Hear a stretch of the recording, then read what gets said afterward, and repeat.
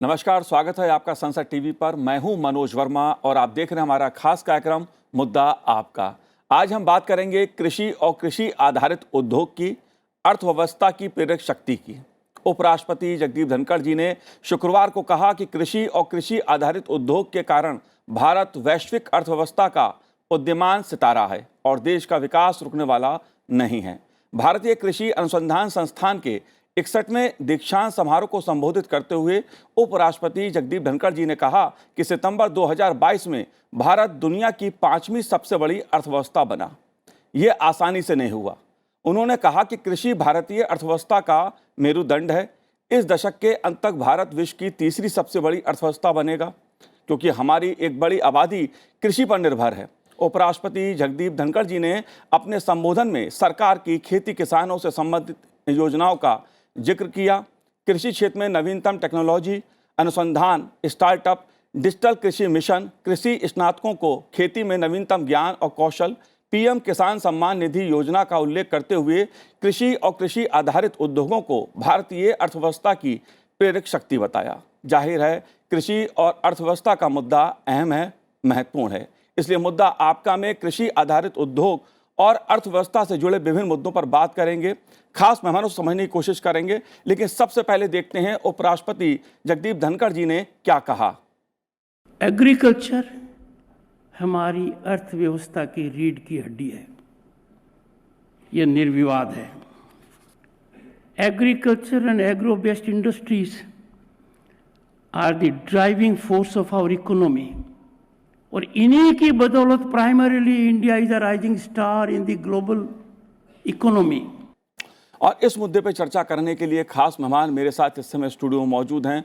पूर्व सांसद हुकुमदेव नारायण यादव जी हमारे साथ इस समय स्टूडियो में। आपका स्वागत है हुकुमदेव जी। साथ ही हम बात करेंगे प्रेम एस वशिष्ठ जी से, जो कृषि अर्थशास्त्री हैं। प्रेम जी, आपका भी स्वागत है। और हमारे साथ इस समय जुड़ी हुई हैं ICAR-IARI की डीन डॉक्टर अनुपमा सिंह जी। अनुपमा जी, आपका भी स्वागत है संसद टीवी पर। लेकिन सबसे पहले सवाल मेरा हुकुमदेव जी आपसे है, क्योंकि मुद्दा बहुत बड़ा है। उपराष्ट्रपति जगदीप धनखड़ जी ने जो कहा है कि कृषि और कृषि आधारित उद्योग अर्थव्यवस्था की प्रेरक शक्ति हैं, कैसे हैं और आप इस मुद्दे पर कैसे देखते हैं, कैसे भविष्य को आप देख रहे हैं?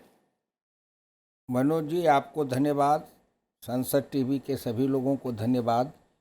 जैसे मुद्दे पर आप चर्चा कर रहे हैं, मैं अपनी बात कहने से पहले हिंदुस्तान के 7 लाख गांवों में रहने वाले गांव गरीब किसान मजदूर, पसीना बहाने वाले, परिश्रम करने वाले जो हैं, जो अपने परिश्रम और पसीना से इस राष्ट्र के निर्माण में लगे हुए हैं, उन किसानों और खेती पर से जुड़े हुए लोगों को कोटि कोटि नमस्कार और वंदन करता हूं कि वे राष्ट्र के देव हैं जी। जब तक इन राष्ट्र देवों की पूजा नहीं की जाएगी, तब तक राष्ट्र की एकता, अखंडता, संप्रभुता, संपन्नता सभी अधूरी रहेगी। नंबर 1। नंबर 2, माननीय उपराष्ट्रपति जी ने जो कहा है, आज़ादी के समय में JC कुमारप्पा सबसे ज़्यादा कृषि ग्रामीण अर्थशास्त्र के माने जाते थे। अंतिम में चौधरी चरण सिंह हुए, जिन्होंने अंतिम किताब लिखी economic nightmare of India, its causes and cure, Bharat की भयावह अर्थनीति, इसका कारण और निवारण। बस उसके बाद ग्रामीण दृष्टि से कृषि अर्थव्यवस्था पर कोई विचारक और लिखने वाले राजनीति के क्षेत्र में कम दिखाई पड़े। ऊपरी सतही लोग आए गंभीरता से। तीसरी बात मैं कहूँगा कि माननीय नरेंद्र मोदी जी को कोटि कोटि धन्यवाद देता हूँ और किसान उनके आभारी रहेंगे। लेकिन इस देश में किसान जब लगभग 50% के आसपास है और उनके पर बहस करने के लिए आप 25 मिनट समय निकालते हैं, तो मैं संसद टीवी चलाने वाले और सरकार से भी हाथ जोड़ के प्रार्थना करूंगा कि कम से कम हमारे 7 लाख गांव में बसने वाले उन गरीब किसानों के ऊपर सोचिए और इस संसद टीवी पर उनके लिए जब भी बहस करिए तो कम से कम 1 घंटा समय जरूर निर्धारित करिए, जिससे कि वो पूरी बात सामने आवे। फिर मैं ये कहूँगा कि मैं उस भारत से जन्म लिया 83 साल पहले, जी जब अपने गांव में घुटने भर कीचड़ में चलता था, अंधेरी रात थी, सांप कीड़े काटते थे, सोने के लिए पखाने के लिए रात में भी बाहर जाते थे, औरतें सड़क के किनारे पखाने करती थी। जैसे लगता था कि हम उस भारत में नरक की जिंदगी जी रहे थे। वहाँ से यात्रा करते करते 83 साल से चले और 63 बरस तक राजनीतिक संघर्ष करते हुए जब यहाँ तक आए हैं, तो आज अटल बिहारी वाजपेयी जी ने प्रधानमंत्री ग्रामीण सड़क योजना बनाई और नरेंद्र मोदी जी जब उसमें सुदृढ़ता लाए हैं, जाल बिछाए हैं, तो आज जब मैं अपनी ही गांव में चलता हूँ तो लगता ही नहीं है कि दिल्ली से मेरा गांव कोई पीछे है। मेरे गांव की सब गली पीसीसी है, हर घर में बिजली है और करीब करीब 60-70% घरों में शौचालय है और किसान के घर में, गरीब के, मजदूर के घर में उज्ज्वला योजना का गैस का चूल्हा है। और सवेरे मनोज जी जब गांव में अगल बगल के निजी स्कूलों की गाड़ियां आती है और उन गरीबों के बच्चे उस उज्ज्वला गैस की योजना पर से कुछ खा करके और अपने डब्बे में कुछ पराठे भुजिया जो उन गरीब का लेके और बेटे और बेटी जब तितली के जैसे नाचते हुए उस बस पर चलते हैं, पढ़ने जाते हैं, तो लगता है जैसे कि हृदय आनंद से प्रफुल्लित हो उठता है। जी प्रफुल्लित हो उठता है। एक नए भारत का रूपांतरण हुआ है, लेकिन इसके लिए दृष्टि चाहिए। एक बात ये भी कहूँगा कि अपनी अपनी दृष्टि उन गरीब के बच्चों को हंसते गाते खेलते कूदते नाचते अच्छे कपड़े पहनते पढ़ते खुशी में जब देखते हैं, तो एक तरफ मेरे जैसे करोड़ों लोग हैं, उनका हृदय स्पंदित होता है और नाचने लगता है। दूसरी तरफ इसी देश में कुछ थोड़े लोग होंगे सामंतवादी और बड़े लोग जिनके कलेजे पर सांप लौटता होगा, हृदय जलता होगा कि ये सब दिन मेरे पैर के नीचे, जूता चप्पल के नीचे रहने वाले ये गरीब मजदूर, निर्धन निर्बल, गुलामी की जिंदगी जीने वाला, और आज कहाँ मेरे बच्चे के बराबरी में चल रहा है। जी तो ऐसे लोग भी हैं जिनके हृदय में जलन होती होगी। मैं अपनी वाणी को विराम देते हुए भारत के करोड़ों गरीबों से कहूँगा जी कि अब किसानों के लिए खेती और कृषि उद्योग के लिए गांव के पक्की सड़कें और बिजली लगने से इंफ्रास्ट्रक्चर निर्माण करने का समय आया है। वो अपनी योग्यता से, क्षमता से, प्रतिभा से, कर्मठता से नए भारत के निर्माण में कृषक के बेटा बेटी सब लगे और नए भारत के निर्माण में करे, जिससे कि हम अपने कृषि के द्वारा विश्व में एक नई अर्थव्यवस्था को नया रूप दे सके। सरकार के तरफ से हर तरह का सहयोग मिल रहा है। जी बिल्कुल हुकुमदेव जी, आपने गांव गरीब किसान की समस्याओं को बहुत करीब से देखा है। आप संसद के भीतर और बाहर गांव गरीब किसान की लगातार आवाज़ उठाते रहे हैं और उसका जो अनुभव मिला है उसके चलते भी बहुत कुछ बदलाव और चर्चाएं सुनने को देखने को मिलती हैं। लेकिन प्रेम जी, सवाल मेरा आपसे है, क्योंकि भारत की जीडीपी में जो कृषि आधारित अर्थव्यवस्था है उसका जो योगदान है वो किसी से छिपा नहीं है। एक तरह से हमारी अर्थव्यवस्था को सींचने का काम अगर किसी ने किया है वो हमारे कृषि क्षेत्र ने किया है। लेकिन जो उपराष्ट्रपति जगदीप धनखड़ जी ने जो बात कही है कि कृषि आधारित उद्योग जो हैं वो हमारे देश की अर्थव्यवस्था के मेरुदंड हैं, कृषि क्षेत्र हमारी देश की अर्थव्यवस्था की रीढ़ है, आप कैसे इसके आर्थिक तंत्र को देखते हैं? जी, माननीय उपराष्ट्रपति जी ने एक बहुत ही अहम प्रश्न उठाया है और जिस पे पहले जो कमेटीज़ बनी, जैसे डबलिंग ऑफ फार्मर्स कमेटी, उन्होंने काफ़ी विचार किया। तो ये बात तो सही है कि प्योर, आप जिसको कहते हैं ना ओनली एग्रीकल्चर, उस एंगल से अगर आप देखेंगे तो आप उनका जो शेयर है एग्रीकल्चर का वो कम होता है जीडीपी में। वो स्वाभाविक है, जैसे जैसे अर्थव्यवस्था विकसित होती है वो होता है। लेकिन मेन चीज़ ये है कि जो कृषि आधारित उद्योग हैं, जब तक उनको बढ़ावा नहीं मिलेगा तो उनके जो लिंकेजेस हैं रूरल इकोनॉमी से, रूरल इनकम जनरेट करने के लिए और रूरल एम्प्लॉयमेंट जनरेट करने के लिए, वो बहुत आगे नहीं बढ़ पाएंगे। तो इसीलिए ये जो मुद्दा है वो बहुत अहम है और इसके लिए सरकार ने काफ़ी कदम उठाए हैं। और इंफ्रास्ट्रक्चर रिलेटेड चीज़ें हैं, जैसे रूरल इंफ्रास्ट्रक्चर में पिछले सालों में काफ़ी इन्वेस्टमेंट दिया है। इस बजट में भी इन्वेस्टमेंट, इंफ्रास्ट्रक्चर इन्वेस्टमेंट पे बहुत जोर है। तो वो लिंकेजेस वाली जो बात है, कृषि आधारित उद्योग जी, वो एक बहुत अहम मुद्दा है, और उसके लिए बड़ी बड़ी नीतियाँ काफ़ी आई हैं पिछले 2-3 जैसे? सालों में। जैसे रूरल इंफ्रास्ट्रक्चर फंड, क्योंकि केवल आप नैरो सेंस में उद्योग को ही देखेंगे तो बिना इंफ्रास्ट्रक्चर लिंकेज के नहीं हो पाएगा। और दूसरे ये है बेसिकली कि जैसे डबलिंग फार्मर कमेटी ने भी कहा था कि जो आप उस उद्योग से लिंक तभी हो पाएगा जब फार्मर किसी ऑर्गेनाइजेशन का अंग बनेगा और उसको मार्केट से आप जोड़ देंगे, और मार्केट्स को उससे जोड़ने से ही वह सारे उद्योग भी चलेंगे। तो उसमें दो फायदे होंगे। एक तो जब मार्केट से डायरेक्टली लिंक हो जाएगा फार्मर, तो उसको उसका रिटर्न अच्छा मिलेगा, और उसका जो माध्यम होगा वो चाहे आप उनको एफपीओ कहिए, फार्मर प्रोड्यूसर ऑर्गेनाइजेशंस, या फार्मर प्रोड्यूसर एजेंसीज़ कहिए, जो भी उसका रूप आप देना चाहते हैं, लेकिन उसमें मेन चीज़ यही है कि किस तरह फार्मर को मार्केट से डायरेक्टली लिंक जोड़ा जाए जी, ताकि उसको रिटर्न मिले।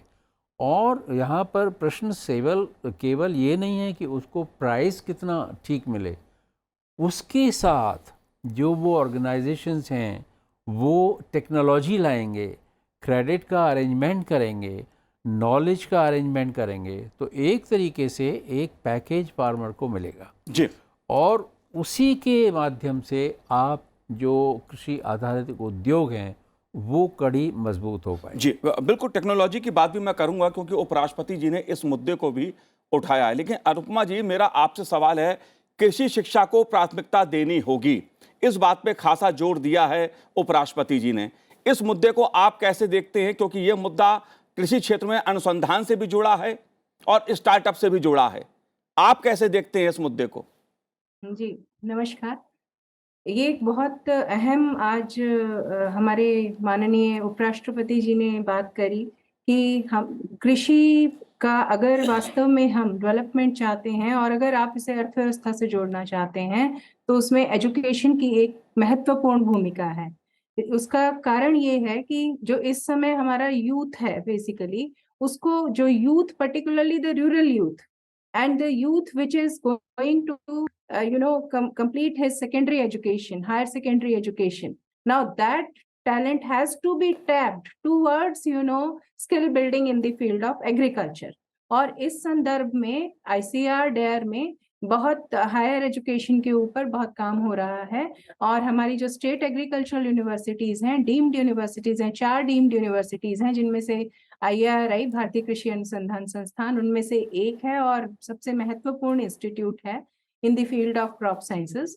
तो उसमें खास तौर पर हायर एग्रीकल्चरल एजुकेशन पर बहुत ध्यान दिया जा रहा है, और उसको एक्सपेंशन के ऊपर खास तौर पर इस टाइम पर पॉलिसी मेकर्स का फोकस है। क्योंकि अगर हम जो टैलेंट है हमारा, वो देखिए अब तक जो बात होती थी वो होती थी stem.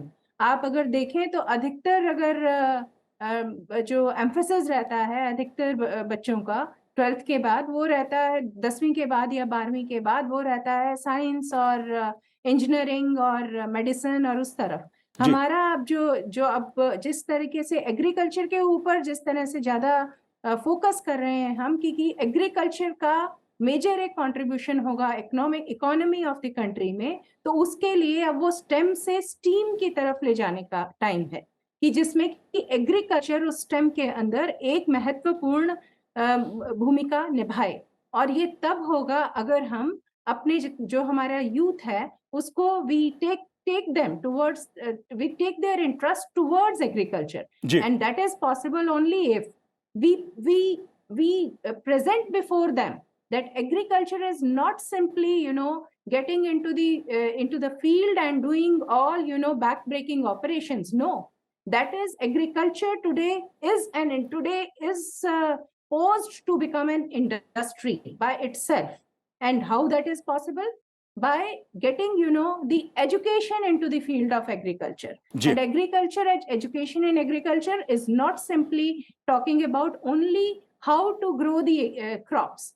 It ji. is related to all the domains of the science applied towards agriculture to ji. make it remunerative agriculture. जी. कल हमारे यहाँ मैं आपसे ये साझा करना चाहूंगी, कल क्योंकि अभी ये कॉन्वोकेशन पे आज माननीय उपराष्ट्रपति जी ने अपना भाषण दिया और उसमें वो चीफ गेस्ट थे, तो ये भारतीय कृषि अनुसंधान संस्थान का जो कॉन्वोकेशन है वो बहुत एक डिस्टिंक्ट इवेंट होता है जो कॉन्वोकेशन वीक के रूप में मनाया जाता है। इसमें 53वां लाल बहादुर शास्त्री लेक्चर कल ऑर्गेनाइज किया गया था, जिसमें हमारी जो महको इंडस्ट्री जो है, उनके महको फाउंडेशन, उनके यहाँ से टेक्निकल, बिल्कुल जाहिर सी बात है, ये दीक्षांत समारोह जो है वो कृषि क्षेत्र के लिए भी एक बहुत महत्वपूर्ण समारोह रहता है, देश को एक नई दिशा देता है, कृषि क्षेत्र को दिशा देता है। लेकिन उपराष्ट्रपति जी ने अपने संबोधन में जो टेक्नोलॉजी की बात की है, खासतौर से कृषि क्षेत्र में, कृषि आर्टिफिशियल इंटेलिजेंस की बात उन्होंने की है, ड्रोन टेक्नोलॉजी की बात की है। हुकुमदेव जी, एक बड़ा बदलाव देखने को मिलता है। एक समय यह माना जाता था कि किसान जो है वो हल लेके चलता है, लेकिन आज टेक्नोलॉजी की बात हो रही है, ड्रोन टेक्नोलॉजी की बात हो रही है। इस मुद्दे को आप कैसे देखते हैं? क्या बदलाव ये ला रहा है हमारे कृषि क्षेत्र में? देखिए, ये अपने आप में एक गहन विषय है। परंपरागत तकनीक, आधुनिक वैज्ञानिक तकनीक। भारत के अंदर जो परंपरागत तकनीक थे, परंपरागत यंत्र थे, परंपरागत जो हमारी खेती के तरीका थे, उसमें अपने समय में पूर्ण वैज्ञानिकता थी। इस पर अलग कोई भी वैज्ञानिक हमसे चर्चा करेंगे विश्व के, तो मैं सिद्ध कर दूंगा जी कि हमारे जो पूर्वजों के द्वारा जो तकनीक थी, वह तकनीक उस समय के लिए सबसे ज़्यादा वैज्ञानिक थी और सबसे ज़्यादा कृषि के लिए हितकारी थी। दूसरा, जब उस तकनीक का रूपांतरण करेंगे, जिसको कहते हैं ट्रांसफर ऑफ, ICR में यह शोध होता है जिसका नाम है ट्रांसफर ऑफ टेक्नोलॉजी। तो ट्रांसफर ऑफ टेक्नोलॉजी का मतलब क्या है? ट्रांसफर ऑफ टेक्नोलॉजी कि आप हमसे कुछ सीखिए और हमें कुछ सिखाइए जी, दोनों सा। अगर हमसे जानिएगा नहीं और केवल हमको सिखाइएगा, तो हमारे दर्द को क्या जाने की दुख जाने दुखिया की दुख जाने दुखिया माए। तीसरी बात, जब वाजपेयी जी के समय में मैं इस विभाग का मिनिस्टर ऑफ स्टेट था, उस समय मैंने ICR में सब जगह प्रपोजल दिया था कि जितने कृषि पढ़ने वाले छात्र हैं, कृषि वैज्ञानिक बनते हैं, उन छात्रों को 1 साल के लिए, कंप्लीट 1 साल के लिए ग्रामीण क्षेत्रों में भेजा जाए। गांव में जाए, किसान के साथ रहे, किसान के साथ काम करे, किसान की संस्कृति को, किसान के जीवन को, किसान के तकलीफ को, वो जिसको कहते हैं प्रैक्टिकल एंड फिजिकल एक्सपीरियंस जी। तो जब तक उनको व्यवहारिक ज्ञान नहीं होगा, तब तक उसकी व्यवहारिकता को समझ नहीं पाएंगे। तो इस पर कृषि के वैज्ञानिकों को और सरकार को भी सोचना चाहिए रूपांतरण। कृषि वैज्ञानिक किस लिए? एक दूसरा, एक है कृषि वैज्ञानिक और एक है किसान वैज्ञानिक। जिस टेक्नोलॉजी की बात कर रही थी वो, तो जबकि भारत के कृषि का मैकेनाइजेशन, मॉडर्नाइजेशन जब हो रहा है, तो मैकेनाइजेशन, मॉडर्नाइजेशन और जिसको कहते हैं मशीनीकरण, तो ये करेगा कौन? करेगा किसान। तो जब तक किसान इसमें एक्सपर्ट नहीं होगा, जब तक किसान इसको जानेगा नहीं, जब तक किसान अपनाएगा नहीं, किसान जब तक इसको करेगा नहीं, तब तक केवल कहने से होगा नहीं। तो किसान कैसे इसको अपनावे, करे, उसके लिए इन्होंने जो बताया कि छोटी जमीन बढ़ती जाएगी, मार्जिनल स्मॉल फार्मर्स बनता जाएगा। एक बात मनोज जी, बिहार में स्मॉल एंड मार्जिनल फार्मर्स है 98% और पंजाब में है small and marginal farmer 16%, Haryana में स्मॉल एंड मार्जिनल फार्मर 33%। तो जो टेक्नोलॉजी हरियाणा, पंजाब और पश्चिमी उत्तर प्रदेश के लिए होगा, वह टेक्नोलॉजी बिहार के लिए नहीं होगा जी। बिहार के लिए जो technology, small and marginal farmers की टेक्नोलॉजी सिस्टम अलग होंगे, और जो उद्योग क्षेत्र वाले हैं उनके अलग होंगे। आखिरी में एक बात कहूँगा, इन्होंने बड़ी अच्छी बात कही कि कृषि का उद्योगीकरण और उद्योग का कृषिकरण। भगवान कृष्ण ने गीता के 18वें श्लोक के शायद 42वां 33वां श्लोक है, जिसमें उन्होंने इतने दिन पहले व्याख्या की थी, कृषि गोरक्ष वाणिज्यम वैश्कर्म स्वभावजम। कृषि गोरक्ष वाणिज्यम, कृषि पशुपालन और वाणिज्य माने कृषि और पशुपालन आधारित उद्योग व्यापार, वैश्कर्म स्वभावजम। ये हमसे कितने दिन पहले भगवान कृष्ण ने गीता में एक विज्ञान दिया था सूत्र, हम उसको भूल गए। आज अगर फिर भारतवर्ष के कृषि वैज्ञानिक, सरकार के योजना बनाने वाले इस दिशा में, माननीय प्रधानमंत्री नरेंद्र मोदी जो कहते हैं रूपांतरण, किसका रूपांतरण जी, जो सब कुछ है, तो प्रधानमंत्री की जो दृष्टि है, दिशा है और संकल्प है, इनको पूर्ण रूपेण से इस देश के किसान को भी समझना होगा, इस देश के वैज्ञानिकों को समझना होगा, अनुसंधानकर्ताओं को समझना होगा, कृषि शिक्षा में लगे हुए युवा को समझना होगा जी। तभी भारत का कृषि का रूपांतरण हम सही माने में करेंगे। और जिस दिन एक कृषि वैज्ञानिक और एक है कृषक वैज्ञानिक, जब कृषक वैज्ञानिक बनेंगे तब भारत विश्व का सबसे सर्वशक्ति संपन्न राष्ट्र घोषित हो जाएगा। इसलिए कृषक वैज्ञानिक बनाए जाएं, इसके लिए कृषि शिक्षा में परिवर्तन करने की आवश्यकता है। मैं समझता हूं कि मेरी बात प्रधानमंत्री जी जरूर इस पर विचार करेंगे और इस देश का कायाकल्प होगा। जी बिल्कुल। और आज जिस तरह से कृषि क्षेत्र में बदलाव हो रहा है, किसानों की जिंदगी में जिस तरह से बदलाव आ रहा है, कैसे बदलाव आ रहा है, इसको उपराष्ट्रपति जगदीप धनखड़ जी ने अपने संबोधन में कई योजनाओं के जरिए उसका उल्लेख भी किया कि कैसे किसान की आय बढ़ रही है, कैसे उत्पादन बढ़ेगा और कैसे टेक्नोलॉजी के जरिए किसान के जीवन में एक बड़ा बदलाव आ सकता है, खेती किसानी में बदलाव आ सकता है। मैं आपसे समझना चाहता हूं प्रेम जी इस मुद्दे को, क्योंकि उपराष्ट्रपति जी ने एक बात कही कि कृषि क्षेत्र में डिजिटल स्मार्ट समाधान समय की मांग है।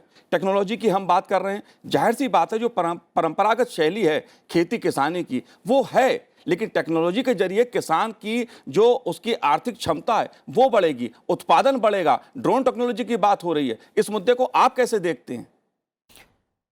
देखिए अभी जो सिंह साहब ने कहा उन्होंने बड़ी गहरी बात कह दी।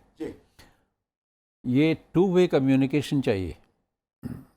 एक तो ये है कि हमारे पास क्या टेक्नोलॉजी है, हमारे पास मीन्स वैज्ञानिकों के पास, और दूसरे ये है कि उसका एडॉप्शन होगा कैसे।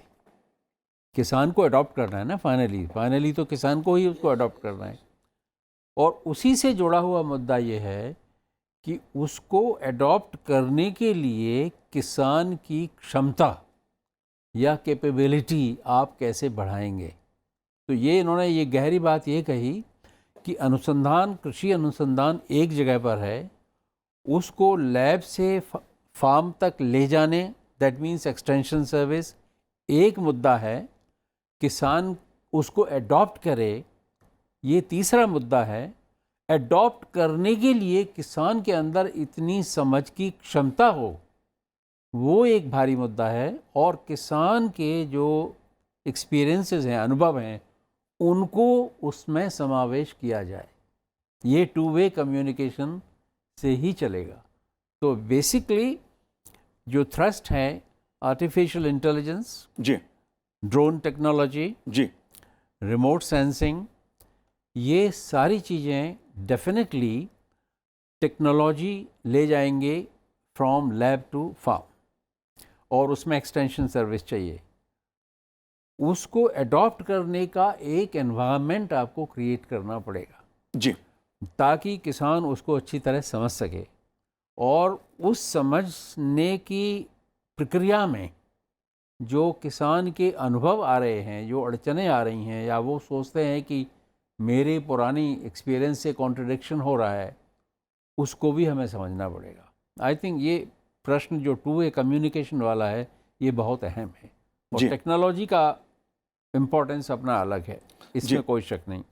तो अगर मुझे आधा मिनट और दें जी, तो जो डॉक्टर सिंह कह रही थी, मैं उस एजुकेशन के दायरे को रीडिफाइन करना चाहता हूँ कि एक दायरा है जो scientific research, agriculture scientific research से चल रहा है। और उन्होंने प्रश्न उठाया कि जो स्टेम है, साइंस, साइंस, टेक्नोलॉजी एट्सेट्रा, उसमें एग्रीकल्चर को जोड़ा जाए। तो माननीय उपराष्ट्रपति जी ने इंटीग्रेशन की बात की है। उन्होंने शब्द जो यूज़ किया है integration of remote technology, remote sensing, drone technology, artificial intelligence with agriculture, ये बात उन्होंने भी उठाई। ये बहुत बहुत प्रशंसनीय है। जी अनुपमा जी, बहुत संक्षेप में मैं आपसे जवाब चाहूंगा इस बात का, क्योंकि उपराष्ट्रपति जी ने अपने संबोधन में कृषि क्षेत्र में स्टार्टअप की बात की, CSR फंड मिलना चाहिए इसकी बात की, ताकि रोजगार के अवसर बढ़े कृषि क्षेत्र में, किसान मजबूत हो। इस मुद्दे को आप कैसे देखते हैं? जी, ये एक बहुत महत्वपूर्ण विषय है कि आज की डेट में अभी जो हमारे एक्सपर्ट्स ने कहा कि ओवरऑल ट्रांसफॉर्मेशन और through adoption, communication and a very good linkage चाहिए, और उधर से industry has a very very important role to play along with the public organizations if we have to make a direct impact and also to make a fast transfer of the technologies from the lab to the land. So there will have to be we will need to develop a window system in which the extension madam, efforts अगर Hindi of में the बोलेंगे public तो हमारे किसान भाई organizations समझ like पाएंगे। ICAR, because ICAR has a very robust system of the extensions of the technologies from the research institutes farmer, and it's a two-way system. And also there is an importance to assess the farmer behavior, because here ji. the farmer is the major clientele, it is ji the in the focus. जी बिल्कुल So- Anupama जी, इसीलिए उपराष्ट्रपति जी ने अपने संबोधन में startup की बात की। कृषि के क्षेत्र में स्टार्टअप आएगा, जाहिर सी बात है समय के साथ कृषि का बदलना भी जरूरी है। किसान मजबूत होगा तो रोजगार के अवसर भी बढ़ेंगे। आप तीनों ने इस कार्यक्रम में भाग लिया, बहुत बहुत शुक्रिया, बहुत बहुत धन्यवाद संसद टीवी से बात करने के लिए। तो आज इस कार्यक्रम में इतना ही, मुझे दीजिए आज्ञा, नमस्कार।